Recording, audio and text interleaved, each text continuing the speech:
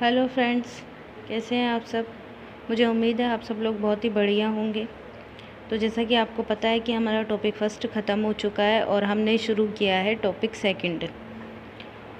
तो जो हमारा दूसरा टॉपिक है ये है भारत का आर्थिक इतिहास आज़ादी से आज तक, यानी 2023 तक का, 1947 से लेके 2023 तक का। तो जो हमारा चैप्टर फर्स्ट है सेकंड टॉपिक का वो है पंचवर्षीय योजनाओं का दौर 1951 से 2017 तक का, प्लानेड इकोनॉमिक डेवलपमेंट की बात हम करेंगे आज।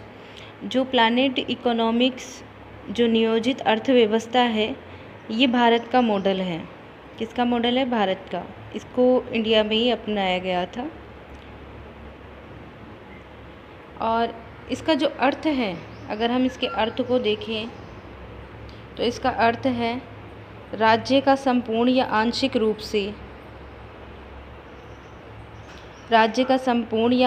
आंशिक रूप से उसकी अर्थव्यवस्था पर स्वामित्व होता है।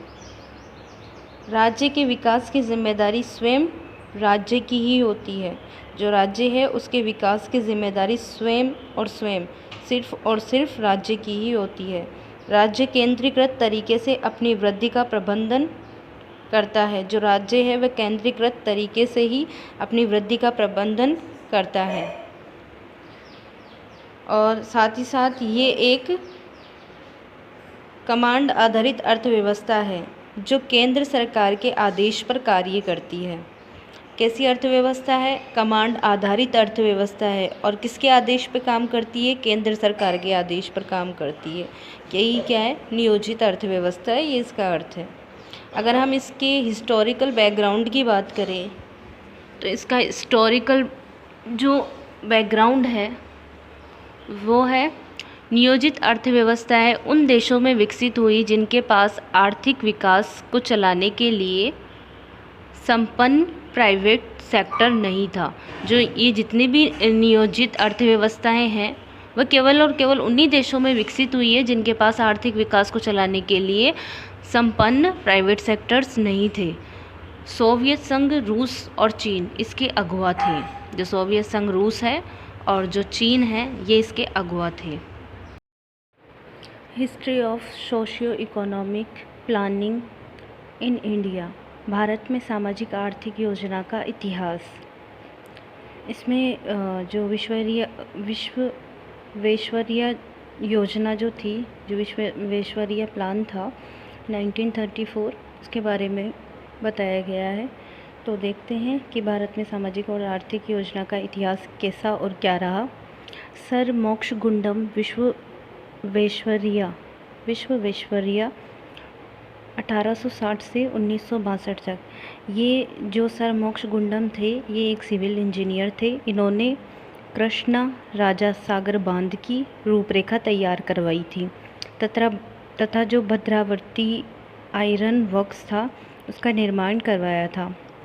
जापान के औद्योगिक विकास का इन्होंने जो सर मोक्षगुंडम थे, इन्होंने जापान के औद्योगिक विकास का अध्ययन किया था तथा फ्रैंकलिन डी रूजवेल्ट के उन प्रयासों का अध्ययन जो उन्होंने अमेरिका के महामंदी से निकलने के लिए किया, उनका भी इन्होंने अध्ययन किया था। जो महामंदी थी अमेरिका की 1929 की, जो उसमें रूजवेल्ट ने जो प्रयास किए थे उनको भी सर मोक्षगुंडम ने बहुत अच्छे से स्टडी किया और फिर उसके बाद में ये जो मॉडल था इस पे काम किए। जो 10 इयर्स इकोनॉमिक मॉडल था। सोवियत संघ रूस की अर्थव्यवस्था का अध्ययन करने के बाद, जो सोवियत संघ रूस है उसकी अर्थव्यवस्था का अध्ययन करने के बाद उन्होंने भारत के विकास के लिए इकोनॉमिक मॉडल प्रस्तुत किया। जो सर मोक्षगुंडम है उन्होंने क्या किया? भारत के विकास के लिए मॉडल प्रस्तुत किया। इनकी एक बुक है, बुक का नाम है प्लानेड इकोनॉमी फॉर इंडिया। इनके द्वारा लिखी गई जो ये प्लानेड इकोनॉमी फॉर इंडिया है, ये सर मोक्षगुंडम विश्ववेरिया ने लिखी। इसी बुक में उन्होंने भारत के विकास के लिए 10 वर्षीय योजना प्रस्तुत की है। जो भारत का विकास है इसी के लिए ये जो 10 वर्षीय योजना है ये प्रस्तुत की है। जैसे हर बार पंचवर्षीय योजना भी होती थी, लेकिन नीति आयोग के आने के बाद में पंचवर्षीय योजना बंद हो गई। उसके पहले 10 वर्षीय योजना होती थी। इनका मानना था कि विकास की पहल सरकार द्वारा की जानी चाहिए। जो विकास है इसकी पहल सरकार द्वारा ही की जानी चाहिए। ये सर मोक्षगुंडम का विश्वेश्वरैया गुंडम थे। उनका जो था इस योजना का जो उनकी योजना थी विश्वेश्वरैया की, जो ये योजना थी इसका जो मुख्य उद्देश्य था, जो एम था, जो लक्ष्य था इनका या उद्देश्य हम कहें, वो था 10 वर्षों में भारत की आय को 2 गुना करना। इनका मतलब मोटा मोटा उद्देश्य ही था कि भारत की आय को 2 गुना करना है। तो इसी के साथ में हम क्लास का अंत करते हैं। कल इसकी जो नेक्स्ट टॉपिक है, मतलब इसके आगे का जो पार्ट है, क्योंकि चैप्टर काफ़ी बड़ा है तो एक वीडियो में ये कंप्लीट नहीं हो सकता, तो इसके आगे की बात हम कल की क्लास में करेंगे। तब तक के लिए पढ़ते रहिए और इसी के साथ मैं क्लास का एंड करती हूँ। धन्यवाद।